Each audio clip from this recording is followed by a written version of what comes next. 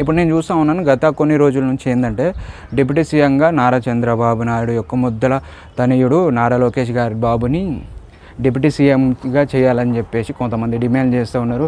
ఈ టీడీపీ నేతలు కావచ్చు, కార్యకర్తలు కావచ్చు, ఇంకోళ్ళు కావచ్చు డిమాండ్ చేస్తూ ఉన్నారు. మరి పవన్ కళ్యాణ్ సార్ ఏం చేయాలి? పవన్ కళ్యాణ్ అన్న గారు ఏం చేయాలి? నాకు అర్థం కావట్లేదు అసలు.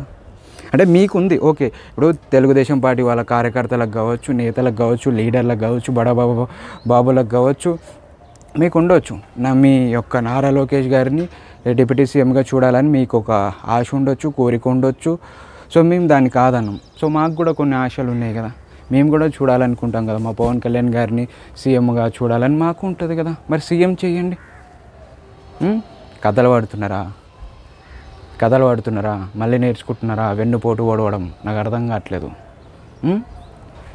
అసలు మీకు తెలుగుదేశం పార్టీకి వెన్నుతో పెట్టిన విద్య అనుకుంటగా వెన్నుపోటు ఓడవడం నాకు కూడా అర్థం కావట్లేదు. మా అవ్వగారిని చంద్రబాబు నాయుడు వెన్నుపోటు పొడిచారంటే మా పవన్ కళ్యాణ్ గారిని పొడవడంలో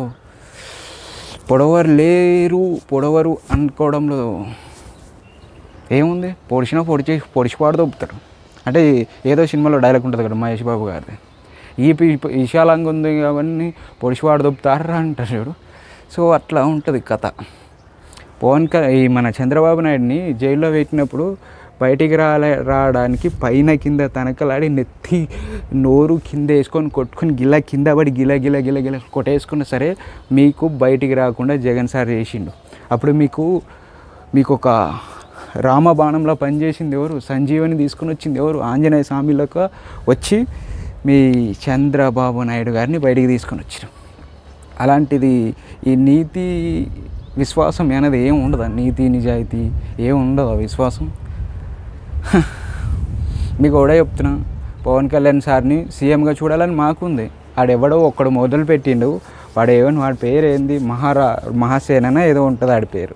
వాడు కరెక్ట్ టైంకి నాకు గుర్తురా, రాజేష్ మహాసేన అంట ఆడి పేరు. వాడు స్టార్ట్ చేసిండు. ఆడి తర్వాత ఇంకొందరు స్టార్ట్ చేసిరు. ఇప్పుడు మొత్తం తెలుగుదేశం పార్టీ మొత్తం కార్యకర్తలు మొత్తం ఏంటంటే లోకేష్ బాబు గారు నెక్స్ట్ సీఎం, ఆయననే చూడాలనుకుంటున్నాము, అదే ఇదే అని చేయాలని అని చెప్పేసి రకరకాలుగా మాట్లాడుతారు. సో పవన్ ఎందుకు మాట్లాడుతున్నారంటే వాళ్ళ ఆటలు సాగట్లేవు. పవన్ కళ్యాణ్ గారు ఏంటంటే నీతి నిజాయితీ గల వ్యక్తి, ప్రజలకు సేవ చేయాలని రాజకీయాల్లోకి వచ్చిండు.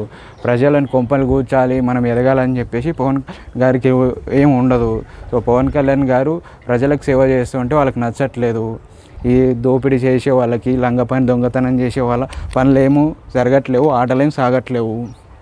కాబట్టి సో పవన్ కళ్యాణ్ గారిని డిప్యూటీ సీఎం నుంచి తీసేయాలని చెప్పేసి డిమాండ్ చేస్తూ ఉన్నారు. ఒకటి గుర్తుపెట్టుకోండి, నెక్స్ట్ ఎలక్షన్స్ వచ్చేసి పవన్ కళ్యాణ్ గారు డెఫినెట్గా సీఎం అవుతారు. సో మా పవన్ కళ్యాణ్ గారిని మేము సీఎం చేయించుకుంటాము. అప్పుడు ఏందో చూపిస్తాం అందరం. కాకపోతే చూపించారు కదా మీ యొక్క కుక్క బుద్ధి. కనీసం 6 నెలలు కూడా కాలేదు, కుక్కలకైనా విశ్వాసం ఉంటుంది. సో నక్క బుద్ధి, గుంట నక్క బుద్ధి చూపించారు కదా.